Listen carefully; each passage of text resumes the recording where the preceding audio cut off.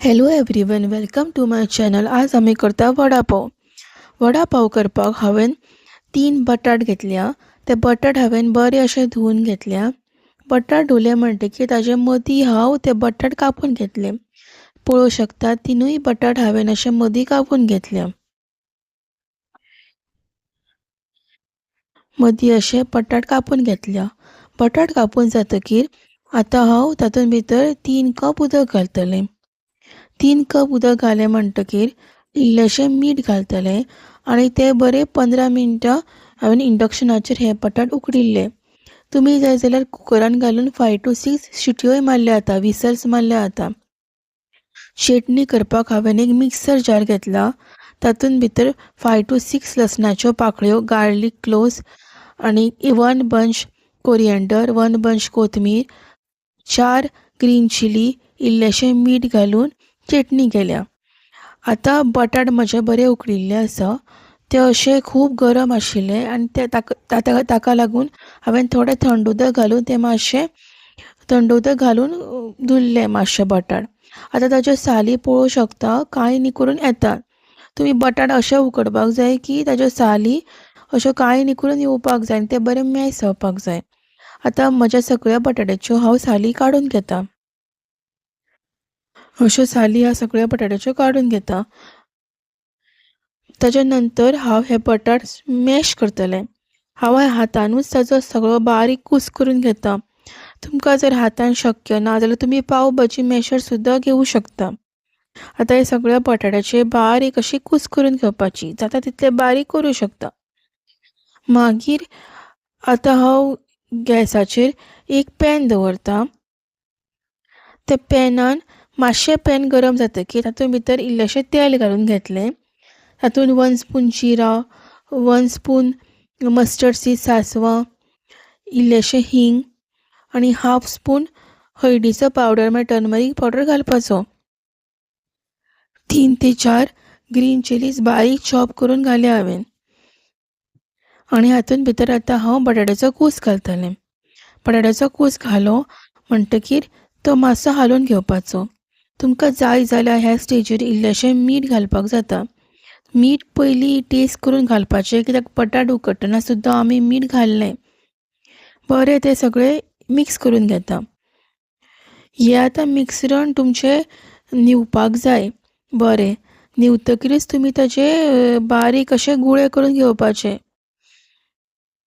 आतां सगळें पळोवंक शकता सगळें मिक्स केलां आनी न्हिवपाक दवरलां.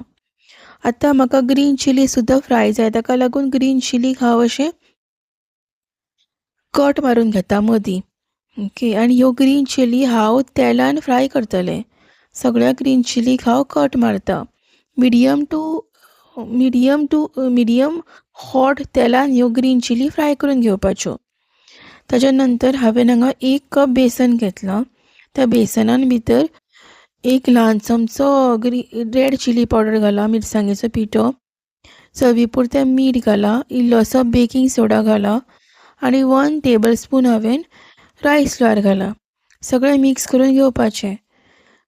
सगळें मिक्स केलें म्हणटकीर तातूंत भितर इल्लें उदक घालून घेवपाचें आनी ताजी बारीक पातळ अशी पेस्ट करून घेवपाची. पातळ स्लरी करून घेवपाची ताची. चडूय पातळ करपाची ना. अशी ताची कन्सिस्टन्सी आसपाक जाय. ओके, आतां हांव म्हजें बटाट्याचें मिक्सचर बरें थंड जाल्लें आसा, सो ताचे बारीक बारीक अशे बॉल्स करून घेता. ओके, अशा प्रमाणे तुमी तुमच्या बटाट्याचे बॉल्स करून घेवपाचे. आतां हांवें बटाट हातूंत भितर घालता, म्हज्या बेसनान भितर घालता आनी ते बरें ताजें कोट करून घेता बेसनान. पळोवंक शकता हांव म्हजे बॉल्स सगळे बेसनान कोट केल्ले आसा. 2 बॉल हांवें बेसनान कोट केल्या. आतां ते बरे हाय स्पिडीचेर हांवें बटाट वडे फ्राय करून घेतले. हांवें म्हजें तेल हाय स्पिडीचेर दवरलां. तातूंत बरे गोल्डन कलरचे जायसर म्हजे बटाट वडे हांव फ्राय करून घेतले. बरे अशे ते फ्राय करतले. एका आयदनान हांवें टिश्यू पेपर घालून घेतल्या आनी ते सगळे बटाट वडे फ्राय केल्ले हांव ते तातूंत भितर दवरतलें. दोन्ही सायडीन तुमी अशे करकरीत हे बटाटवडे फ्राय करून घेवपाचे. पळोवंक शकता म्हजे बटाटवडे हांगा बरे तळिल्ले आसा. आतां ते हांव एका प्लेटीन एका हातून भितर ट्रान्सफर करून घेतले आयदनान. हांवें हांगा ग्रावंडनट ऑयल घेतला म्हजे बटाटवडे फ्राय करपाक. तुमी खंयचेय ऑयल वापरूं शकता. हांव सगळ्या जेवणाक ग्रावंडनटूच ऑयल वापरतां. बरें हांवें काडून घेतलें. उरिल्ले बटाटवडे हांव सेम तेलान काडून घेतले. अशा प्रमाणे म्हजे सगळे बटाटवडे रेडी जाल्ले आसा. आतां ते हांव ताचे पाव घेतां. पावाक सुरी घेतली हांव, नाफ घेतले आनी सारको मदीं तो चिरून घेतला पाव. ओके. चिरून घेतकीर तातूंत भितर आतां हांव चटणी लायतलें. पोदोळ हांवें ग्रीन चटणी केल्ली ती चटणी हांव लायतलें पावाक. एका सायडीक ग्रीन चटणी लायिल्ली आसा. ताच्या मदीं हो बटाटवडो दवरपाचो. ताच्या वयर हांव चीज स्लायस दवरतलें आनी म्हजो पाव धांपून घेतलें. अशाच प्रमाणे हांव म्हजो दुसरोय बटाटवडो करून घेतलें आनी हाच्या वयर हांवें फ्राय केल्ली मिरसांगूय हांव दवरतलें. ती मिरसांग हांवें शूट करूना कित्याक लागून ती तेलान करतकीर सट्ट करून आवाज येता ताचो. ताका लागून सळसळटा ती सामकी, सो हांव ती शूट करपाक पावूना. पूण तुमी मिरसांग ती मिडियम टू हॉट तेल करून ताचेर फ्राय करूं शकता.